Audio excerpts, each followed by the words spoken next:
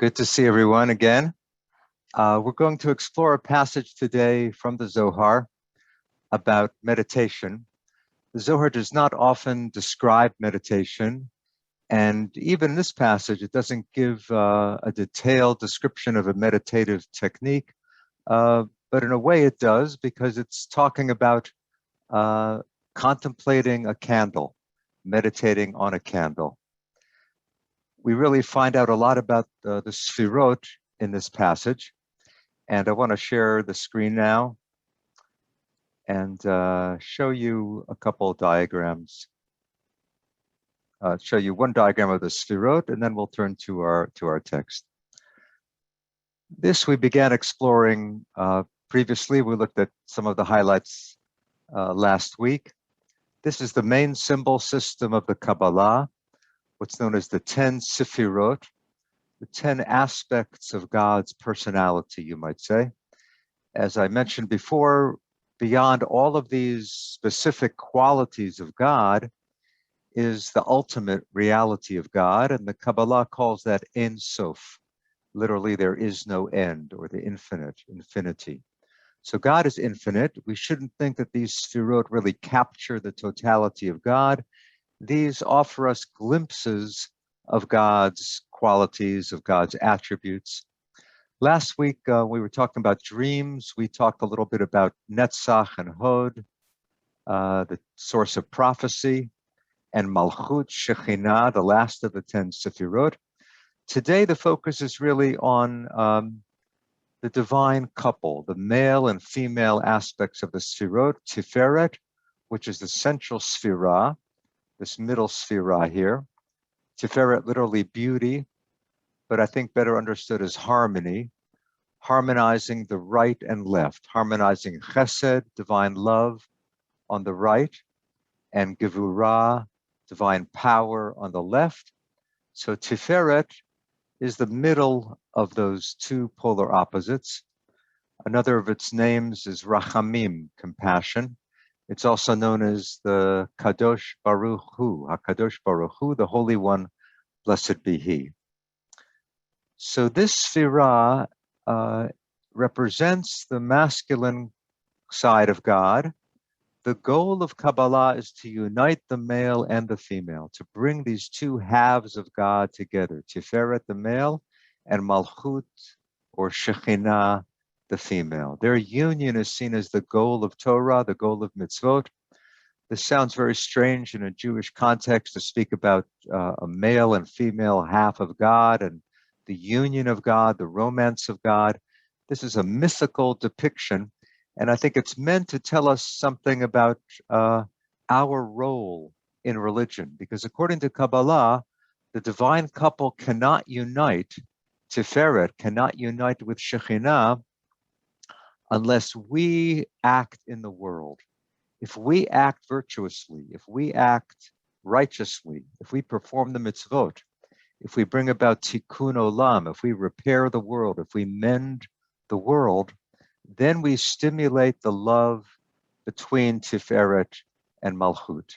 Then we unify the divine couple. We unite God. We make God one. God is one, but God yearns for us to be involved in the divine process, in the divine manifestation. So the passage we're going to look at today speaks about Shekhinah, right? Her technical Kabbalistic name is Malchut, but I'm going to refer to her more as Shekhinah.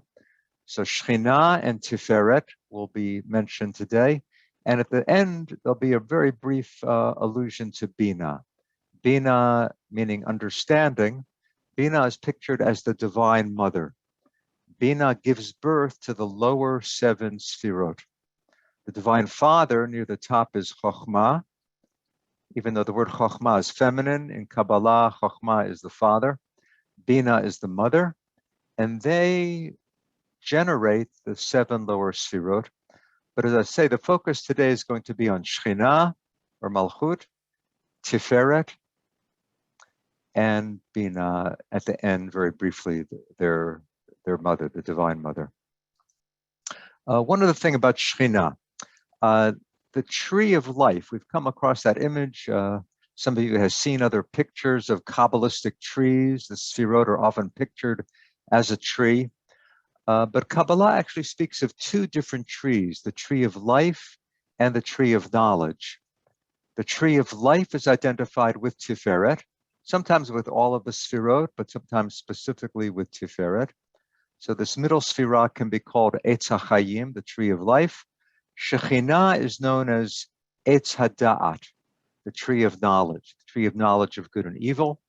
According to Genesis, Adam and Eve eat from the tree of knowledge of good and evil, which can imply many things. Because of the fact that they eat of that tree, they become mortal. So death comes into the world as a result of eating from the tree of knowledge. And because of that, partly because of that, Shekhinah is associated both with life and with death. We'll see a passage today connecting Shekhinah with death, but she is the source of life and also has a connection to the end of life and to death itself. Okay, let's begin our passage. This is from the Zohar Pritzker edition. This is the Zohar on the Torah portion of Bereshit, the first Torah portion of the Torah. And actually, there isn't a quote here from the first portion in the passage we're looking at. Near the top of the page, you do have Genesis 1:1 here, Et HaShamayim.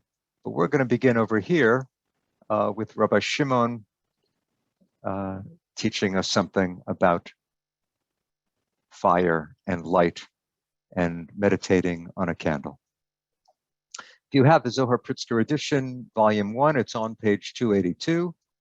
But we'll send out this PDF.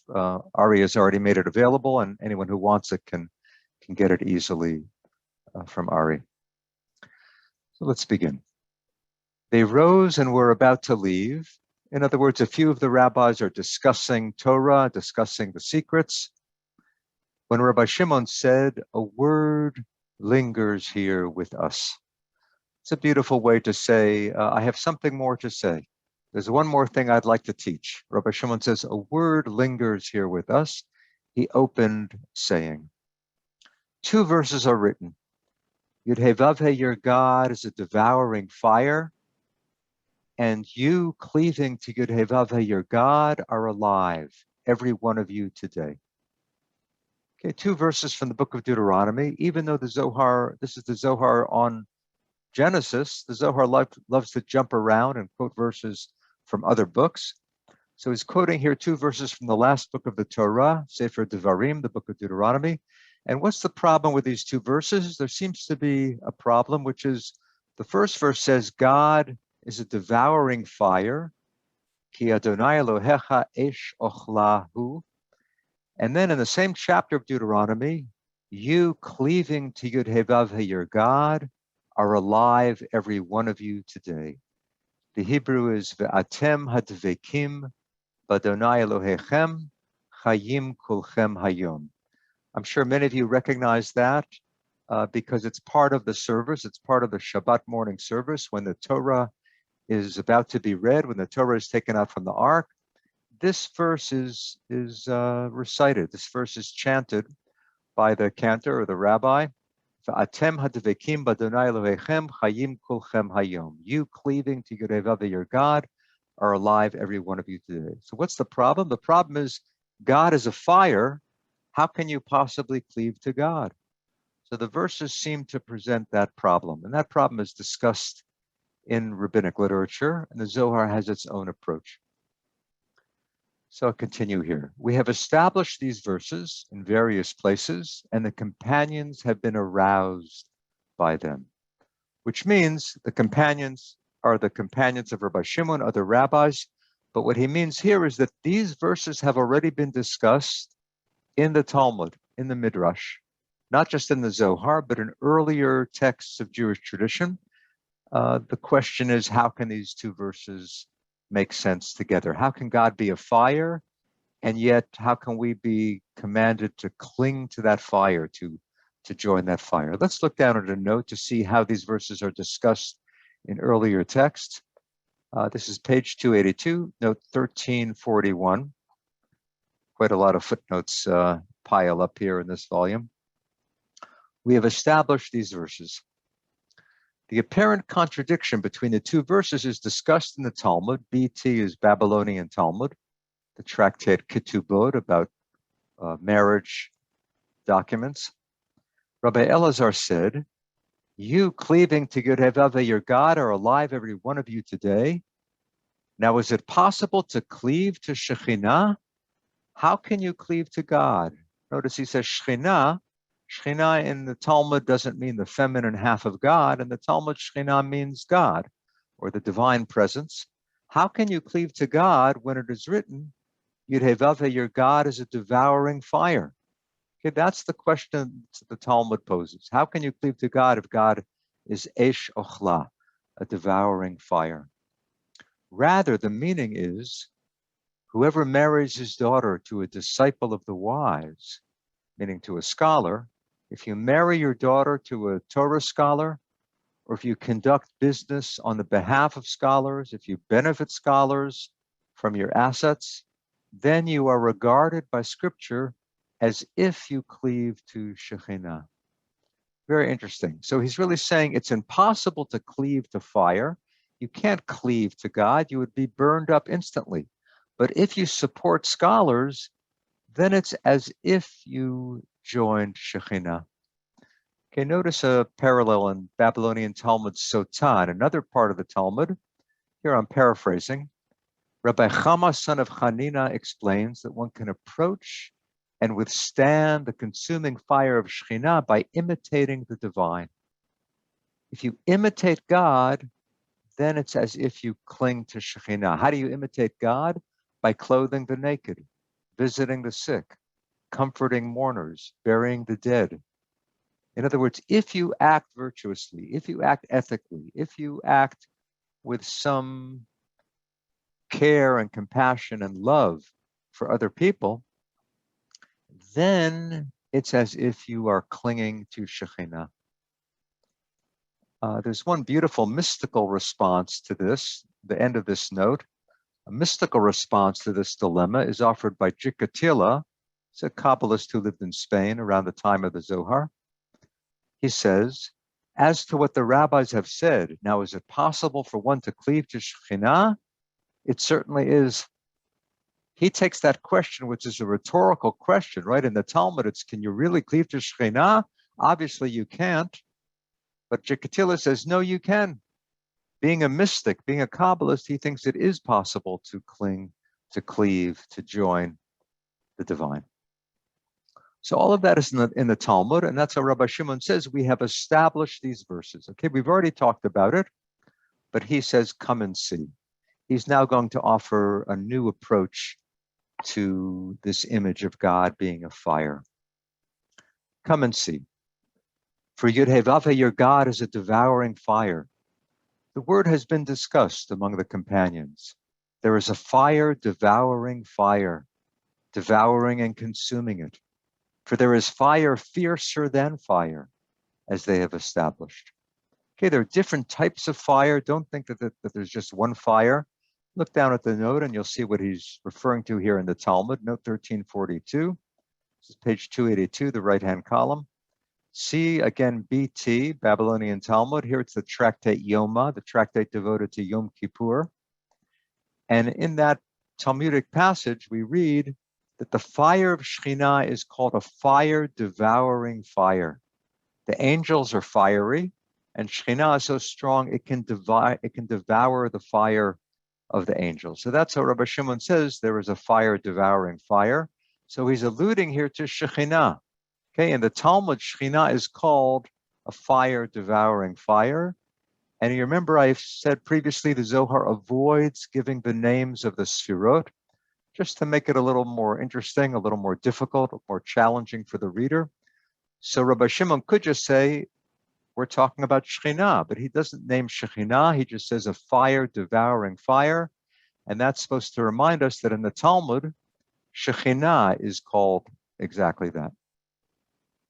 But come and see. Notice he starts the paragraph, come and see, And now just a few lines later, but come and see. Let's look more deeply into this. Whoever desires to penetrate the wisdom of holy unification. What does that mean? Whoever wants to penetrate the wisdom of holy unification. If you want to understand how the Sefirot unite, okay, what he really means here is if you want to understand how Tiferet, the male, unites with Shekhinah, the female, or maybe he means how all of the Sefirot unite together. If you want to understand the union of the Sefirot, you should contemplate the flame ascending from a glowing ember or a burning candle. For flame ascends only when grasped by coarse substance. Okay, that last line means simply a flame can't burn unless it has fuel. The candle can't burn unless without the wax. A lamp can't burn without oil, with some fuel. So watching the flame from a candle, from an ember, will help you understand how the Sefirot unite. And now he's going to explain. Come and see. Okay, a third come and see. The Aramaic ta chazeh, come and see. In a flame ascending are two lights, a white light, radiant, the other a light tinged with black or blue. Okay, you can picture in your mind a candle. Some of you may have a candle burning, and I encourage you to try a candle meditation after we complete this at some point. When you have time, take out this passage again and do it actually looking at the candle. But you can see that we all have that picture of the flame, and then at the bottom of the flame, it's darker. The more the middle of the flame is blue, and toward the bottom it can turn darker. So Rabbi Shimon wants us to think about two lights: the white light, and let's say for the moment the blue light. The white light is above, ascending unswervingly, while beneath it is the blue or black light, a throne for the white, which rests upon it, each embracing the other, becoming one. Okay, now he's going to say this in a moment, but I'll just say it right now. The white light here symbolizes Tiferet. The blue light symbolizes Shekhinah. So let's look again here. He's calling Tiferet the white light. Okay, Tiferet here is the white light, and Malchut, Shekhinah, is the blue or black light. And their union is what he's talking about. Okay, each embracing the other. Okay, the union of those two Sefirot happens as we see in the candle. Those two colors are united or are joined. This black light colored blue below is a throne of glory for the white. Here lies the mystery of the thread of blue. What does he mean, the thread of blue? He's talking about the tzitzit, the fringe on the prayer shawl. We don't usually see them as blue, but originally the original command in the Bible is that that thread should be dyed blue. And that dye actually came from a snail that inhabits the Mediterranean coast.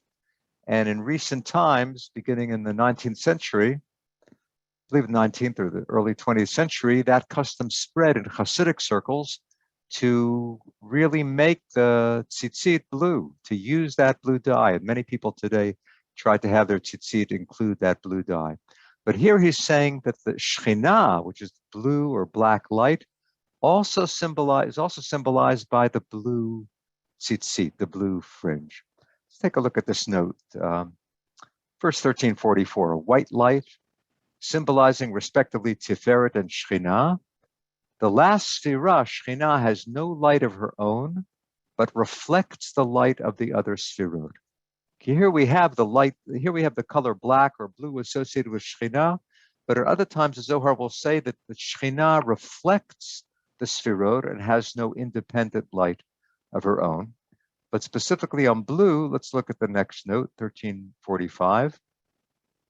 The mystery of the thread of blue. The blue thread woven into the tassels of one's garment, according to the Torah, the book of Numbers, right, which is part of the Shema. The full recitation of the Shema in the prayer book includes, as its last paragraph, these verses, this verse from the book of Numbers, that you should have on the corner of your garment a thread of blue. Patil techelet. The Hebrew word techelet means blue or a purplish blue. Now look at this book, Sifrei. This is a midrash on the book of Numbers. Rabbi Meir says, whoever fulfills the mitzvah of tzitzit, okay, the tassel or the fringe, is considered to have greeted the face of Shekhinah. So already the midrash connects tzitzit with Shekhinah. If you wear tzitzit, if you're careful to fulfill that commandment, it's as if you've greeted Shekhinah, as it were. For blue resembles the sea, and the sea resembles the sky, and the sky resembles the throne of glory. The throne of glory meaning the divine throne. So if you wear tzitzit, which are blue, that reminds you of the sea, that reminds you of the sky. The sky reminds you of the throne of glory, where Shekhinah, the divine presence, is enthroned. So that's why he says here, the mystery of the thread of blue. Okay, back to the Zohar. This blue-black throne, okay, we could say Shekhinah, is grasped by another substance below, so it can flame, arousing it to embrace the white light. Okay, again, we have that, the substance below, so that the fire can't burn unless it's fueled by something beneath it. Look at note 1346 here. Another substance below, the flame of the candle feeds on the wick and wax. Similarly, Shekhinah feeds on the realms beneath her and is thereby enabled to flame and unite with Tiferet. Okay, Shekhinah, the feminine, cannot unite with her partner Tiferet unless she's stimulated, unless she's fueled, unless she's inflamed by something beneath. Right now, he's not saying what that is, but some substance beneath the last of the 10 sefirot. Back to the text. Sometimes this blue-black turns red, while the white light above never wavers, constantly white. So Tiferet is constantly one color. Shekhinah could be blue or black, sometimes also red. Why red? Look at note 1347. Because sometimes this blue-black turns red when Shekhinah is influenced by Gevurah, the attribute of strict judgment. She's tinged with the color red. Okay, looking at our diagram here, Malchut or Shekhinah is influenced by this sefirah on the left, Gevurah, power, or Din, judgment. Its color is red. Chesed is white, and here we've seen that white imbues Tiferet. Tiferet becomes white. But Shekhinah can sometimes be affected by harsh powers of judgment, and that would bring out a red tone. She could be tinged with red. Back to the Zohar. This is grasped in two directions, above by that white light, below by what lies beneath, by which it is fueled, primed to glow. Okay, so Shekhinah is grasped above by Tiferet, the white light, and Shekhinah is grasped below. Again, the Zohar is being very elusive, very enigmatic. The Zohar doesn't say what Shekhinah is being grasped by below. Zohar just says below by what lies beneath, by which Shekhinah is fueled, primed to glow. This constantly consumes and devours what is placed beneath it. For the blue light consumes anything cleaving below, anything it rests upon, since by nature it consumes and devours. On it depends destruction and death of all. So Shekhinah is a consuming fire. It will burn whatever is beneath it. And because of that, it's connected here to destruction and death.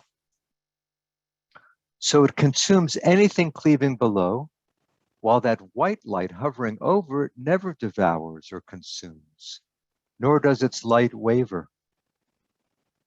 Therefore, Moses said, for Yud-Heh-Vav-Heh, your God is a devouring fire. Okay, he's going back to one of those verses in Deuteronomy, where Deuteronomy is attributed to Moses. So if it's in Deuteronomy, Moses said it. Moses says God is a devouring fire. And remember, the Talmud describes that as Shekhinah, the fire devouring other fire, really devouring and consuming anything found below. That is why Moses said, "Your God, not our God." For Moses inhabited that white light above, which does not consume or devour. Okay, he's wondering, why does the Torah say that Moses said, "Your God"? Why doesn't Moses say, excuse me, why doesn't Moses say, for Yud He Vav He, our God is a devouring fire? Why does Moses say Yud He Vav He, for Yud He Vav He, your God is a devouring fire? Moses is speaking to Israel, and he somehow doesn't include himself. He says Yud He Vav He, your God. But the Zohar says that Moses said your God and not our God because Moses inhabits a higher realm. Moses inhabits the realm of Tiferet. Okay, Moses attained that rung. Okay, most people, or could say the Jewish people, is identified with Shekhinah. They can reach that level of Malchut through great devotion. But Moses attained a higher level. He reached the level of Tiferet, the white light. So he doesn't say Yud He Vav He, our God is a consuming fire, a devouring fire. He says Yud He Vav He, your God is a devouring fire, because he abides in the realm of Tiferet, and that white light, Tiferet, Moses' rung, Moses' Sphira, does not consume or devour. Let's pause here. There's a little bit more of it I want to explore in the Zohar passage, but let's pause here and see if any questions have come up. And Ari, please, you can, if there's something in the chat or if someone has a hand raised, we could pause for a minute and explore this. You've been very quiet today in the chat. I guess I'll give people a moment by asking two quick questions. One is, you talk about this underlying concept or important concept in the Zohar, in the Kabbalah, about being the unification of male and female. Is that explicitly stated that way, or is it just all implicit and therefore it becomes explicit once you have read the whole Zohar? Yeah, the passage we have here, there's hardly anything there that would suggest there's actual union, actual romance. You do have that phrase, embracing one another, but other places in the Zohar, it's much more overt, really full, even graphic descriptions of the union of the male and female. The Zohar is sometimes subtle and very often enigmatic and cryptic, but it's clear that there's a divine romance. Now remember, this is all really just glimpses of the divine. Ultimately, the Zohar would insist that God is beyond description, right? God cannot be captured in our words or images. So Ein Sof, the infinite, there it's just a realm of pure oneness. There you don't have different qualities, different aspects. But once you reach this realm of the 10 Sfirot, there you really do have God described in very personal, very anthropomorphic ways, right? Maimonides, who tried to eliminate anthropomorphism, right? This human descriptions of God, Maimonides tried to eliminate those as much as he could. But the Zohar reacts against Maimonides and says, ultimately, God cannot be described. Ultimately, God is Ein Sof. But most of the Zohar is about the Sfirot and not about Ein Sof. And so you do have really full descriptions of that divine romance. In your notes, where you quote from the beginning of the section, we quote from the Talmud, where they're explaining these verses, the Yud He Vav He. In the notes, they just jump to Shekhinah already. In the Talmud, do they just automatically say that Yud He Vav He from those two verses is the Shekhinah, or is that you using Shekhinah in that context in your notes so we can put two and two together? Yeah, it's a really, really good question. For the Zohar, Yud He Vav He would rarely signify Shekhinah. Yud He Vav He could signify Tiferet or all of the 10 Sfirot. It would be unusual for Yud He Vav He specifically to denote Shekhinah. So what we're seeing there in the Talmud is really, it really shows us the development of Shekhinah. Okay, in Rabbinic Judaism, you never have a description. Going back to your first question, the union of the male and female within God. In the Talmud, you would never find that. You never find in the Talmud a description of the male and female parts of God uniting. There are one or two hints to a female divine quality. What I mean is Shekhinah, okay, which we see now as feminine because of the Kabbalah. Shekhinah in the Talmud and Midrash does not mean the feminine half of God. Shekhinah simply means God. Shekhinah means specifically how God manifests in the world. So God's presence in the world is what is meant by Shekhinah. In the Zohar, Shekhinah comes to mean the feminine half of God. But going back to your question, the Talmud does identify Yud-Heh-Vav-Heh as Shekhinah, because for the Talmud, Shekhinah simply means God, so any divine name could refer to Shekhinah. Whereas in the Zohar, because Shekhinah is specifically feminine, it would not usually be identified with Shekhinah. I hope that's more of an explanation than more confusion, but that's what I would say. I think there are some comments, and I think what people are referring to in their comments is Shabbat as this ultimate mystical union. Kabbalah Shabbat, lighting the candles, welcoming the bride, and all the mystical stuff that people explain about union and what's going on there, and how this ties into some of what you've been teaching us. Very much so. That's very relevant. Kabbalah Shabbat. It's interesting. It's called Kabbalah Shabbat, which means what? The Kabbalah of Shabbat. But it doesn't mean the Jewish mysticism of Shabbat. Kabbalah means welcoming. Lekabel is to receive or to welcome. So Kabbalah Shabbat means welcoming the Shabbat. Now it's interesting. Kabbalah Shabbat does have something to do with Kabbalah, because Kabbalah Shabbat was invented by the Kabbalah. You do not have the full liturgy, the full prayers of Kabbalah Shabbat until we come to the Kabbalah. The Talmud does not say to begin the Shabbat with L'chadodi, welcoming the bride. The Talmud does refer to Shabbat as a queen, as a bride, but you don't have the full ritual of Kabbalah Shabbat until we come to the Kabbalah. So what is Shabbat for the Kabbalah? Shabbat is the wedding day of God. Friday evening, we're celebrating Shekhinah. And as you say, Shekhinah is identified as the Shabbat queen, the Shabbat bride. And the union of Shekhinah with the Holy One, blessed be He, is actually hinted at. It's actually referred to in L'chadodi. Now, what is L'chadodi? I'm sure most of you know L'chadodi, one of the most beautiful prayers in the prayer book. That was written by a Kabbalist in Tzfat, in the city of Tzfat in the 16th century. And that is a celebration of Shekhinah, and it refers to Shekhinah and her husband. Now, who is the husband of Shekhinah? The husband of Shekhinah is Tiferet, her masculine partner, her spouse.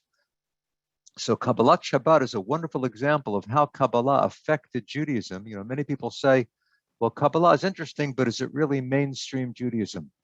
Okay, what could be more mainstream than L'chadodi? What could be more mainstream than the image of the Sabbath bride, the Sabbath queen? And that really is, to a great extent, the contribution, the gift of the Zohar and the Kabbalah. One last comment. One of our regulars and donors noted how Shekhinah and the description of Shekhinah in the flame really puts the female once again in a place of deprivation of agency. That Shekhinah is dependent on two different elements, as opposed to Tiferet, which is above it all, more powerful, I would say. And anyway, it was just an interesting note of what you taught us. No, that's very important. It's very important to honestly say that that the Zohar, the Kabbalah, is a product of the medieval mind. In some ways, it's very much, of the past. With all of the advance that is made, okay, it is a great step forward to recover the feminine within God, right? God is so overwhelmingly masculine, as we've said before, right? In all of Western religion, Judaism, Christianity, Islam, God is overwhelmingly masculine. It's hard to find descriptions of God as feminine. So it's a great breakthrough. It's a great step forward that the Zohar and the Kabbalah celebrate the feminine nature of the divine. But it is true that this is a hierarchical system. very often in many ways, and Shekhinah is beneath Tiferet. Shekhinah is seen as the throne of Tiferet. And here the white light is constant, Tiferet, where Shekhinah could be blue or black or red. The thing of her being dependent on what's beneath, though, is very interesting, because for the Zohar, God is dependent on the human being. I would say the masculine and the feminine of God are in some ways incomplete without human participation, without human action. If we don't act in the world, then God is left not unified. God is separate, the male without the female without the male. So both aspects of Shekhinah, the male and the female, are dependent on human action. The Kabbalistic phrase for this is tzorech gavoa, literally the need on high. God needs us. God needs the human being. Many of you are familiar with the thought of Abraham Joshua Heschel, great teacher of the 20th century. And his most famous book is called God in Search of Man. Okay, it should be God in search of the human, we might say. But God is searching for us. It's not just we're searching for God. God needs us. So that radical idea you have hinted at in the Talmud and the Midrash, but the Zohar really develops it further. So I would just say, in summary, the female is still subservient to the male, according to many descriptions. But on the other hand, both male and female are in need of the human being. I would say, too, sometimes Shekhinah is called king, not just queen. Sometimes Shekhinah can be king because she rules over the world. Even though Tiferet is higher than Shekhinah in some sense, Shekhinah is in charge of the world. Shekhinah is ruling over the world. Okay, let's return to the text, and then by the time we're done, we'll have some more questions. So Moses says, you're God, not our God, because Moses is connected with Tiferet. Come and see. Okay, we're on page 284 of volume 1 of the Zohar Pritzker edition. Come and see. The only arousal kindling this blue light to be grasped by the white light is Israel cleaving below. Okay, finally, there's a reference to the Jewish people, to Israel. So the blue light we're saying is Tiferet. I'm sorry, the blue light we're saying is Shekhinah. The only way to kindle Shekhinah, for her to be grasped by Tiferet, okay, to stimulate the divine union, how does that arousal happen? The only way is by Israel cleaving below. Israel has to yearn for God. Israel has to strive to connect with God in order for Shekhinah to unite with Tiferet. Let's see what the note has here, very simply, 1350. Their devotion, Israel's devotion, fuels the passion of the divine couple. Okay, without holiness on the part of human beings, on the part of Israel, God remains incomplete. God remains ununified. Come and see. Although by nature, this blue-black light consumes anything cleaving below, right? Shekhinah is a fire. Anything placed beneath that fire will be consumed. Even though that's so, Israel cleaves below and abides enduringly. Even though Israel cleaves to Shekhinah, they're not consumed. As is written, you cleaving to Yud-Heh-Vav-Heh, your God, are alive. Even though you're cleaving to God, okay, and Yud-Heh-Vav-Heh here means Shekhinah, even though you're cleaving to Shekhinah, you're alive. To Yud-Heh-Vav-Heh, your God, not our God, right? Moses is on a different level, but we are connected. We are close to Shekhinah. Shekhinah is accessible to us. To Yud-Heh-Vav-Heh, your God, to that blue-black light devouring, consuming whatever cleaves below. Yet you cleave and endure. As is written, alive, every one of you today. Even though the fire consumes, somehow Israel is able to experience devekut, right? The Hebrew word here is devekut, cleaving. That's the word in the verse from Deuteronomy, va'atem hadevekim, you who cleave to God. So Israel can cleave to God and yet remain alive. That's the wonder. That's how we can reconcile these two verses. We should cleave to God Even though Shekhinah is a fire, we're able to withstand that. Above the white light hovers a concealed light encompassing it. This is the allusion to Bina.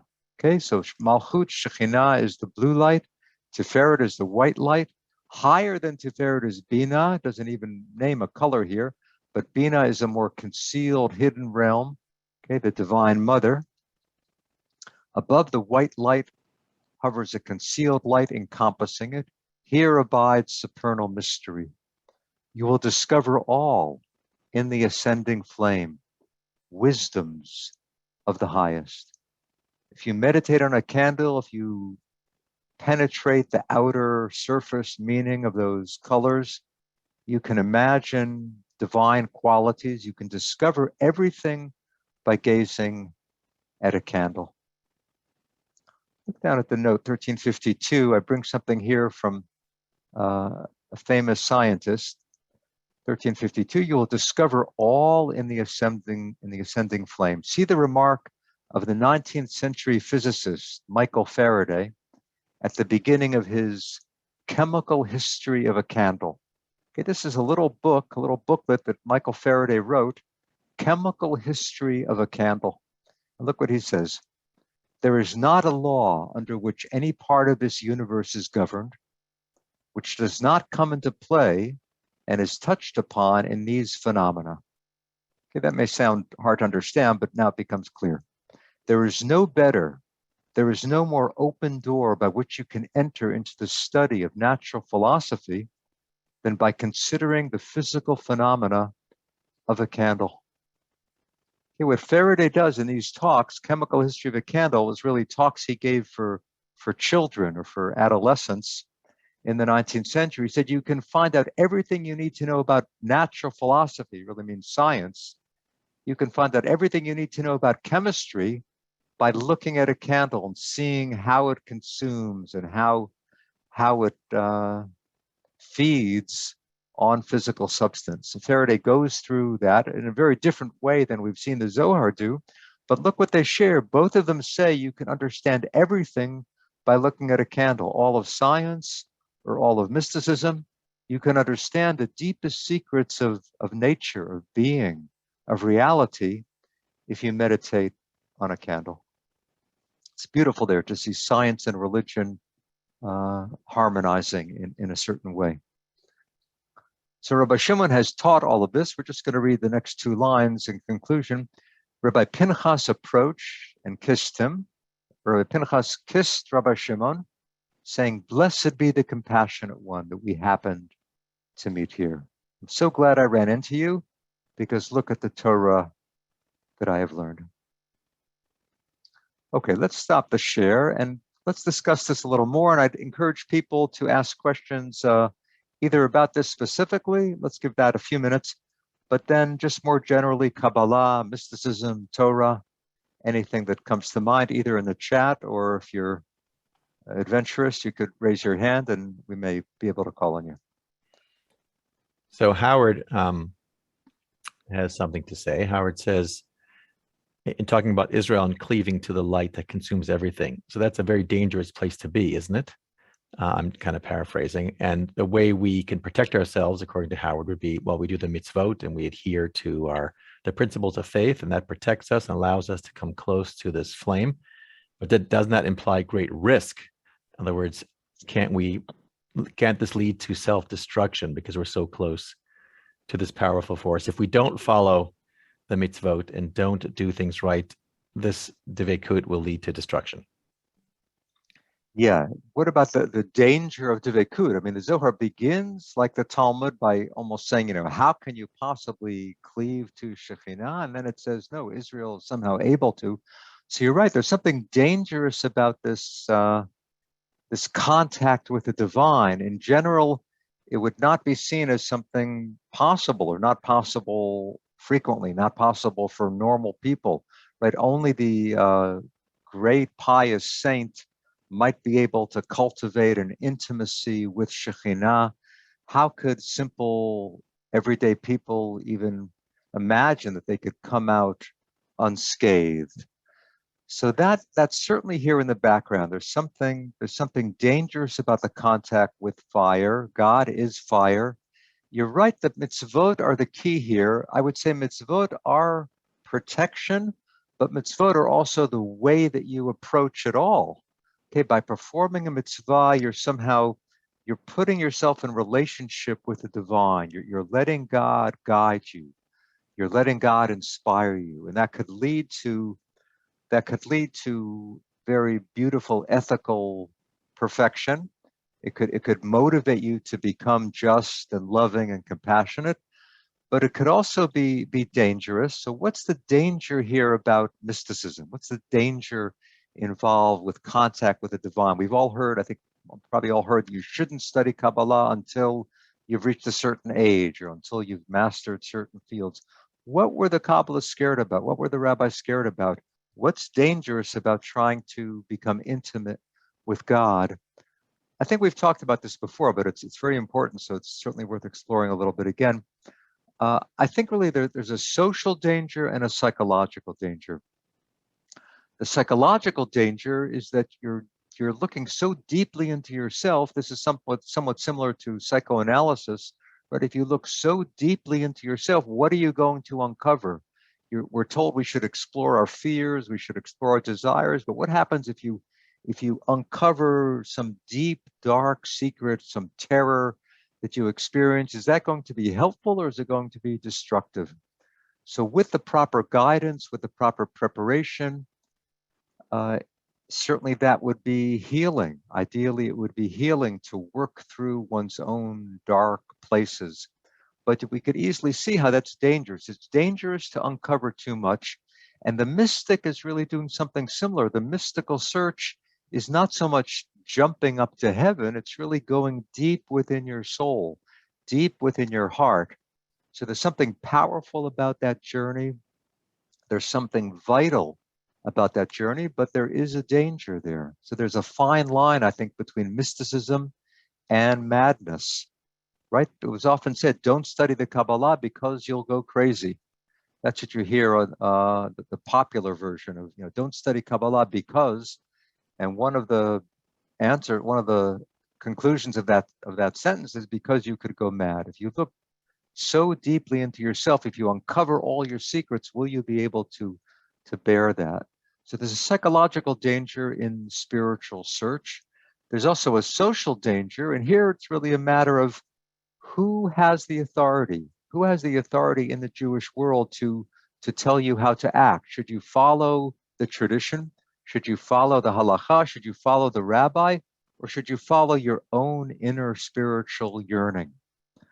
So that is seen as dangerous too. If you have your own connection to God, if you can cultivate your own relationship with God, then you might question the Torah. You might question the rabbi. You might say, I don't need another guide. I can guide myself. And we all know the danger of that. People who say, God told me to do this, right? We know murderers and horrible, evil people who have claimed that they're fulfilling the will of God. So the danger, the social danger and the psychological danger of intimacy with the divine is obvious. And the Kabbalah is aware of that. And here the Kabbalah is wrestling with that. The Talmud said, don't even try. Don't try to connect directly with God. How can you proceed? Imitate God. God is kind, you should be kind. That's really that's the message here. So the danger is real, but I think what the Zohar has to offer, what the Kabbalah has to offer is so valuable that I think it's worth proceeding, but to proceed with caution. So how do you delve into mysticism and protect yourself? Here it's also a matter of Torah and mitzvot, having some structure, having some code, having some guardrails, having a banister. You're climbing the stairway to heaven. You have to have a banister. So what is the banister? The banister is friends. The banister is a teacher. The banister is keeping yourself grounded. The banister is being in relationship. The banister is feeling responsibility for your spouse, for your children, to think of the other. The great Jewish philosopher Levinas says that's really the key to all of Judaism, is the idea of the other.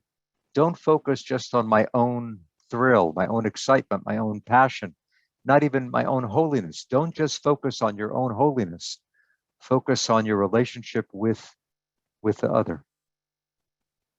We have some hands up before we get there. Stefan asks, is unification in Kabbalah actually to be achieved one day? Is that the messianic age, or is it never to be achieved? The unification, I think, is something that comes and goes. I think there are moments of wholeness, there are moments of perfection, there are moments of attainment, and then you could say Messiah is seen as, Yom Shekulo Shabbat, the total Sabbath. Right now we have Shabbat one day a week. When Mashiach comes, it will be full-time Shabbat, 24/7. So full unification you might see as something messianic, but getting a taste of the oneness is something we can do now through meditation, through prayer, through acting in holy ways. You get a taste of that oneness, both on a personal level and imagining God's becoming whole, God's becoming one, which, as we said, is dependent on how we act. So we have Shira and Harvey had a question, so we'll ask to unmute and see what question they have. Great. Yes, Shabbat Shalom. There's a question of cleaving, and from what aspect in myself does that cleaving issue? Is it an active cleaving, reaching out to grasp hold of, or is it a passive cleaving, opening myself with an inner attention to holiness? How is that cleaving best activated? Yeah, it's a great question. That word davak, it's just the Hebrew davak, it sounds very active and forceful and powerful. And the English, to cling or to cleave, sounds like something that you need to do actively, not just to sit there and wait for it to happen. But what you say about being receptive, being open, is vital here. I think there's an active and a passive quality to this experience of devekut. It sounds active, but you really have to let go for it to happen. You have to open yourself. You have to be receptive. You have to open your heart. So I think there's a preparation of openness, of letting go, and then something comes to you, or you are empowered. You're empowered and able to act in a mindful way. Really, when we're talking about mysticism and spirituality, I think awareness is perhaps the most important element. So there's an active stance, an active role that you can fulfill or strive to fulfill. And there's an openness and awareness that will allow for the connection. Great question. Cheryl has a question. So Cheryl, I'm muting you. Hey, Danny. Hi. Am I on? Yeah, I guess I'm unmuted. In the Zohar, it seems that most of it has a lot to do with both the feminine and the masculine side and joining. But then you leave the Zohar and you get into rabbinical Judaism, Messianic Judaism, and there isn't very much about the feminine side to things, or the role of women in Judaism so much. It's very much a patriarchal, masculine push through of everything. How is that one of the reasons that maybe the Zohar is not terribly popular in mainstream Judaism? That's such an interesting phrase, mainstream Judaism. And I mentioned it before myself. We're talking about Shabbat and Kabbalah Shabbat, right? It's interesting. Arthur Green, I'm sure many of you know of his name and his work. He looked into this, and it's interesting. The first time you ever have that phrase, mainstream Judaism, It's in a German book in the 19th century, and that book is an attack on what? On Kabbalah. In other words, mainstream Judaism is trying to exclude what might be uncomfortable, might be challenging to the normal presentation of Judaism. So I think there is a tension between what the Kabbalah suggests and the picture you would find if you open a typical page of the Bible, a typical page of the Talmud. As we've said, you don't find God described in feminine ways in many Jewish texts, and that's one of the most radical differences between the Zohar and the Talmud or the Bible. So I would say that is one of the great contributions of the Kabbalah, to insist that God is equally male and female. Ultimately, God is beyond all gender. Okay, Ein Sof is not male or female. The infinite is beyond gender. But if we're going to talk about God, God has been talked about for so long in purely masculine terms. I think it's important to balance the masculine with the feminine. And that's the great contribution of the Zohar. I would say that in the last, 30 years, that critique of Judaism has become very widespread. And I'm sure you're aware, maybe more aware than I am, of Jewish feminism and Jewish feminists, and how Judaism has changed over the past few decades. And I think one of the most important changes is to criticize the purely masculine description of God. So I think the Zohar is valuable in that sense, to look at a holy text of Judaism, to look at one of the holiest texts of Judaism does celebrate the feminine within God. I'm not saying that people have to follow the Zohar. Much of the Zohar is very difficult and challenging, but the great gift of the Zohar is that here is someone 700 years ago, right? The Zohar was composed in Spain, was largely composed in Spain in the 13th century. So here's a book written 700 years ago that gives equal weight to the feminine. I would say that there's more about Shekhinah in the Zohar than you would find it in any other Jewish text. And that's something, that revolution is still going on. People might say we've made a lot of progress. People would say we've made hardly any progress, but things are changing. Things have changed. And that, to my mind, is one of the great gifts of the mystical tradition. The last few things before we call the session. Rob wants to know about he wants to know, what's the point about above the white light hovers a concealed light encompassing it? It seems like almost an unnecessary addition to the discussion we had. We focused on the two lights. They were the main lights, and all of a sudden you have this reference. Doesn't really go anywhere. So, that's very interesting. I'm really glad you raised that. It's really typical of the Zohar. Zohar proceeds, it begins with this very difficult imagery, and remember, it doesn't name Shekhinah, it doesn't name Tiferet. Finally, after we've worked through a couple pages of that, okay, now I finally get it. The blue light is Shekhinah, right? With my notes and the explanation, now I understand the blue light is Shekhinah, the white light is Tiferet. We finally got it. And this is typical of the Zohar. You think you got it? Well, there's another level. I'm not going to go into it. I'm not going to say much about it, but you should know there's something more. So I think it's kind of saying, don't think that you have the whole package. There's something further to explore. There's something yet to be discovered, and it leaves you hanging. You could like that or dislike that, but it's a very characteristic of the Zohar not to end a passage where it's finally all clear and figured out. There's still something mysterious. In fact, I think it's even, let me just pull it up one more second. It's even worded that way, right? Above the white light hovers a concealed light encompassing it. Here abides supernal mystery. Okay, so there's still mystery. Even though it's now been explained, there's still mystery. You will discover all. Go back to the candle. Go back, light the candle, start again, see where it leads you. But leaving open that, giving us that sense of we're only beginning the journey. We haven't completed the journey. And then are there any other meditation-like techniques that are in Zohar that we can look forward to learning about? There are, a good number of meditative techniques. The fullest description of them is in a book by Aryeh Kaplan, Kaplan. meditation and Kabbalah.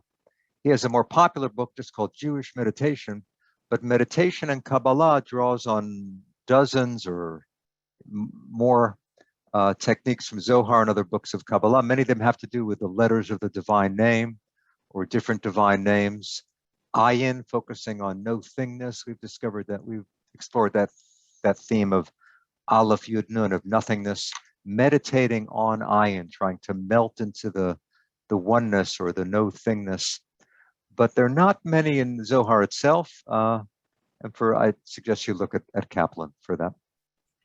So thank you so much. We were talking before the program, your new book you're in final proofing of your new book about becoming Elijah, being published by Yale University Press in the spring. So we're looking forward to that coming out, maybe having you back for a series about Elijah.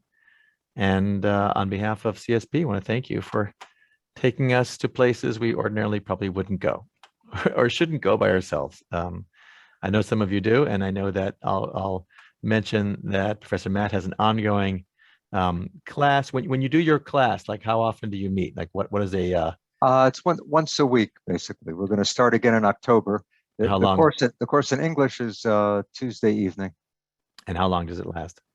It's about an hour and a half. I teach for an hour and then discussion. We have we have 6 weekly meetings. Then we take a break for a couple weeks and do another series of 6. And it's ongoing in that way. People can begin at the beginning with the recording, or they can jump in with the current session. They can see the description that you'll send out, and people can contact me if they need to discuss it further. Right. I will forward you all the follow-up to this class with a link to how to sign up if you're interested in studying more Kabbalah. And thank you again, Professor Matt. I want to thank Rabbi Spitz. I saw him on here as well. Rabbi Spitz is one of the main people that introduced CSP to Professor Matt. And I know you were scheduled to come to Orange County 17 months ago. And you didn't, right. Because of COVID, you never made it down here. So instead, we started this series. So this is our 6th program. We did series 1, 3-part series, series 2, and I anticipate and hope we'll do some more series coming up in the next few months. And thank you all. Good to see you. Be safe out there. Remember, tomorrow we have a special conversation with Micha Odenheimer, the rabbi of Nepal, and hope you'll join us to hear about him, his story, and what he's achieved. Wonderful. Take care. Be safe. Get ready for Rosh Hashanah. And you can meditate on a candle on Friday night. I think it's allowable. It's just sitting there on the table. So For sure. Okay. Take care, everybody. Good. Take care. Shalom. Bye. Bye.